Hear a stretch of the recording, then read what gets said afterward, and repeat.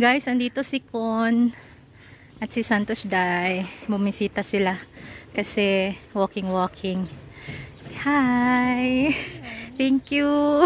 Thank you sa pagpunta at sa dala. Guys, yung ating mga container ay pinahugasan kay Didi. So, nilagay na natin sila sa kanilang mga pinagkakalagyan.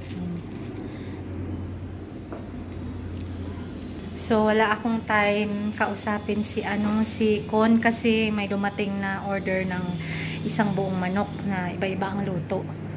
Tapos, si Sanel ay sa momo.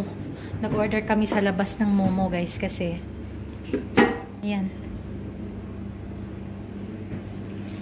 Last time ang order namin ay yung ginawa namin ni Susmita na homemade na momo. Nangasira siya, guys. So, sayang lang. So, nag-order sa labas. Mahal. Mas okay pa rin yung homemade. Isa nila hindi ko makita na saan si Sanel!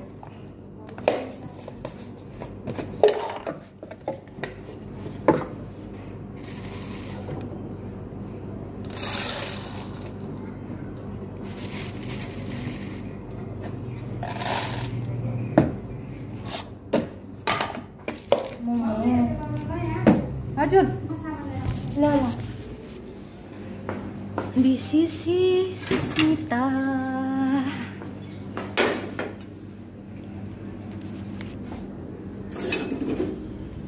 Snack ni Sanel. Si Babo ay nagtsaa lang, guys.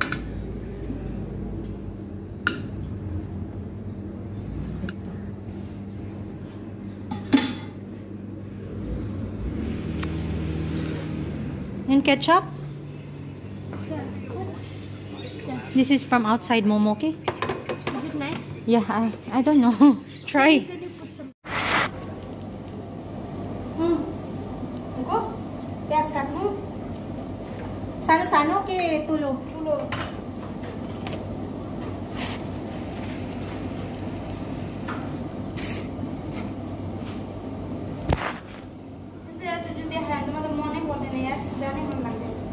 Ma jancho.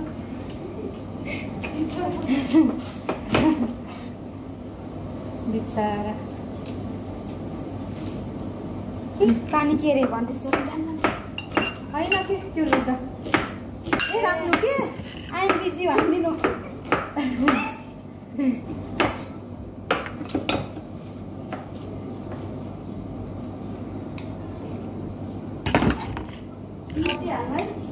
I forgot if I put lemon or no.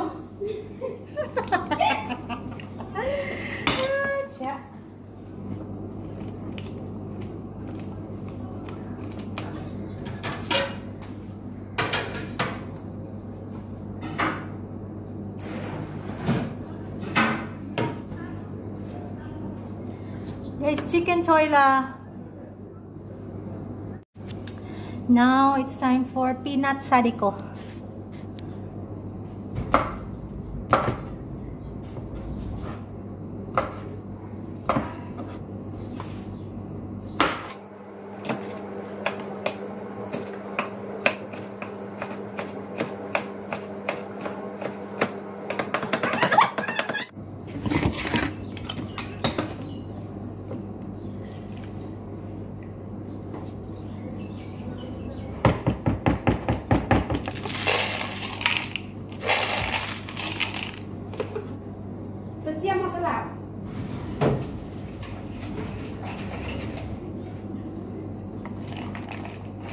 Yun na krusan yung material ko. Peanut sadiko. Busy, guys. Yung group na napabisi sa amin dati, yan din yun ngayon. Tapos may guest sa labas na very demanding kasi ano, mga lasing na. So na ano si Susmita. Na-hurt ang kanyang feelings.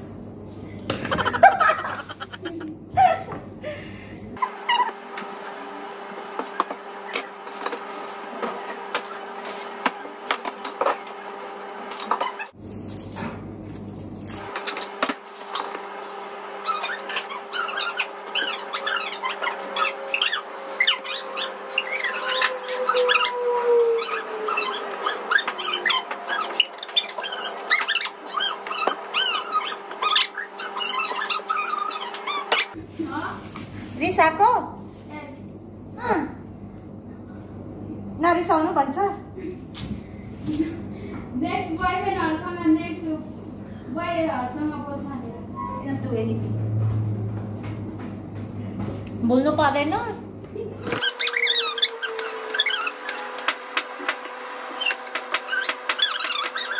Very time. Yes.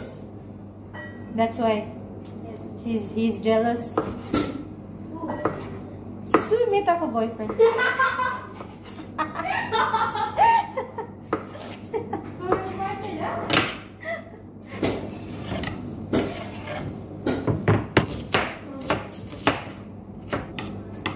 You have to pay SCY. I don't have cash. May order ng whole chicken, guys. Tapos, yung whole chicken, iba-ibang klaseng luto.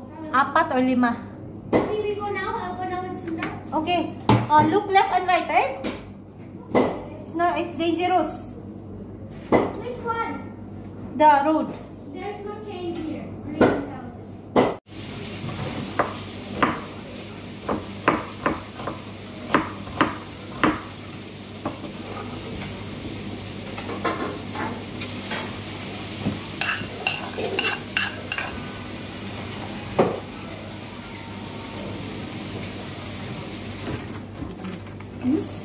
Love. Dari tatay?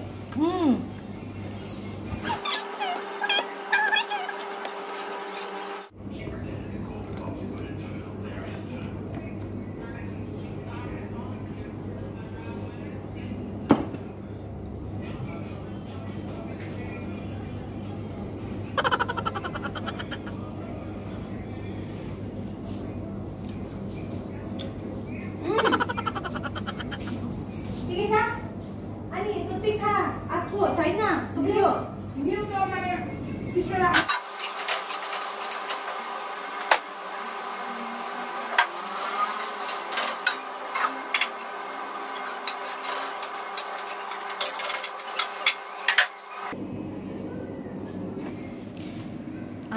Lumabas si Susmita bumili ng panir at ano pa yun, Raksi, yung vodka, guys.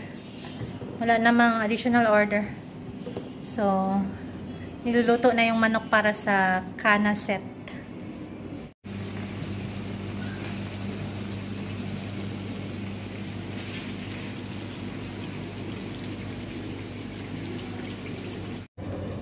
कस्तो मान्छे के के नगरी के पैसा खाने खाने अनि डिस्काउन्ट रे धेरै डिस्काउन्ट 270 discount Kate? 270 discount Profit China ba? No, don't give. अनि फेरि डिस्काउन्ट भएर पनि अझै उ अरे के Uy! त्यसो गर्नुपर्छ यो यसले त्यही गर्थे के ब्लोले ग्लो गर्थे Yung customer na ang gumawa.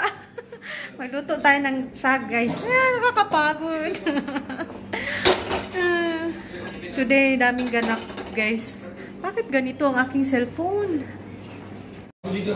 Kapagod today, guys, kasi naggala kami ni Susmita nung mga hapon, tapos ngayon busy. So, nagpunta si Con, hindi ko na na-entertain. So, si Con at yung asawa niya ang nagdala ng swerte. Kasi naging busy nung dumating sila eh. Luto muna tayo ng sag. Luto ako ng sag, guys. You can take the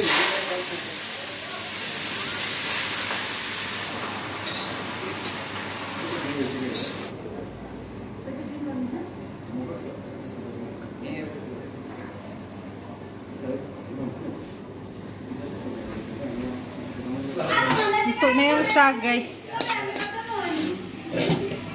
Nagluto ulit si Susmita ng chicken kasi may guest room.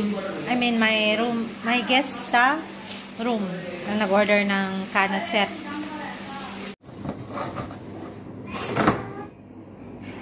Okay lang yan. Basta may kita.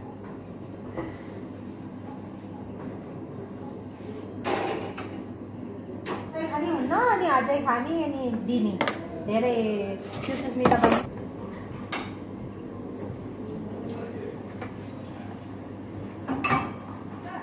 बुझी ना किया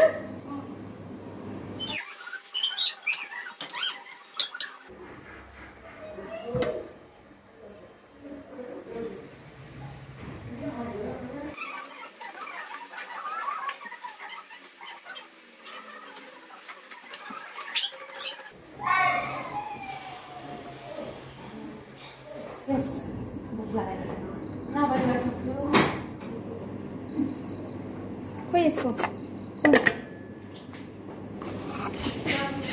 Ayan, dalawang guest sa room, guys. Dalawang kana set. Chito, tiso. Kana. Lirang. Kiyan. Ayan, last na to, guys. 1, 2, 3 veg to, guys. Tofu curry.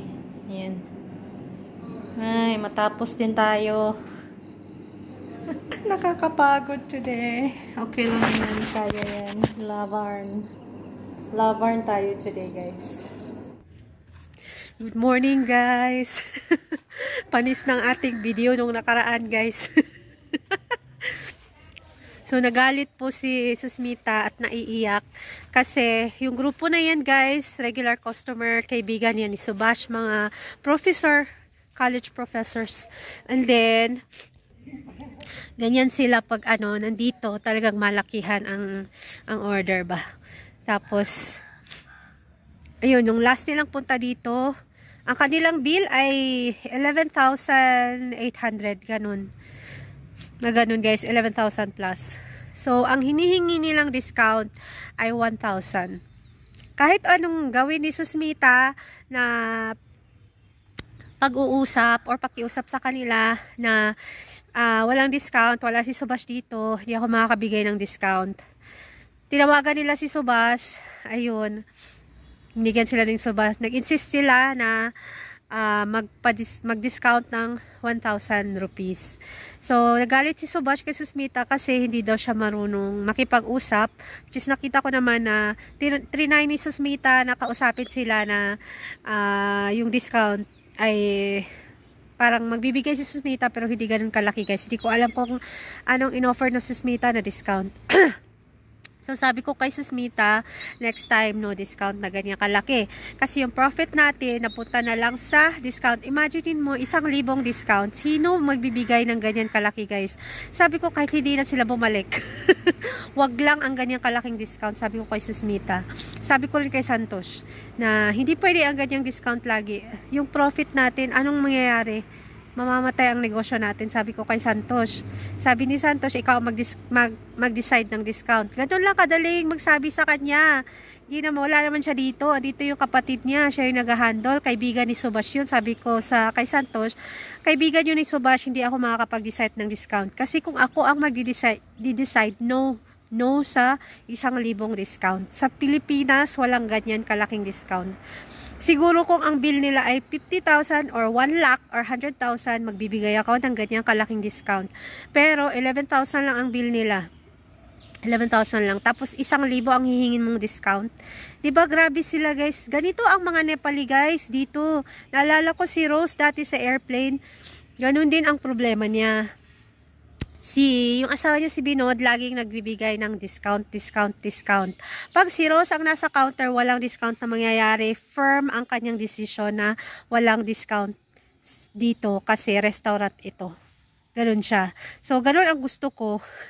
Pero parang malabo yan, guys. Magbibigay pa rin, pero ang gusto ko sana, yung fair. Hindi yung ganun kalaki. So, ang hirap, guys, magnegosyo dito sa Nepal, kung alam nyo lang. Pero, alam nyo na, kailangan magtiyaga. At least may mga sentimo na pumapasok. Yung hindi puro labas yung pera, 'di ba? Tsaka mas madali na merong retsayala kasi pag magpa-hospital si ama, si buwa, pag may kailangan dito sa KTM, may na-stayhan tayo. So pinagdarasal ko lang na sana wag bawiin ng may-ari ang lupa. Guys, nagre-rent lang kami dito. Yung lupa na ito ay nire-rent namin for 5 years. So ayun, bago lang nag-renew si Santos ng kontrata. So, ayun lang guys, ang aking chika sa inyo na sa side ni Susmita, syempre wala naman siyang magagawa kasi ginawa niya na lang lahat ng pakikipag-usap. Pero ang mga Nepali guys, alam niyo kung gaano sila ka-insistent in terms sa ganyang mga bagay. Discount guys, grabe sila. Grabe talaga, wala silang patawad. Hindi sila nag-iisip. Ang hirap ng business, ang hirap ng... Diyos ko, ang pagod namin ni Susmita guys. Alam niyo yun, yung parang napunta lang sa kanila yung pagod namin. So, mahirap mag-business pero kailangan pagtiyagaan. Kasi regular customer din. So, sana next time maiba, magbago yung sistema, no? Ayun lang guys, thank you all so much sa inyong walang sawang suporta. Bye for now. See you next time. God bless. Ingat po kayo lahat. Ayun, be happy, be healthy guys. Bye.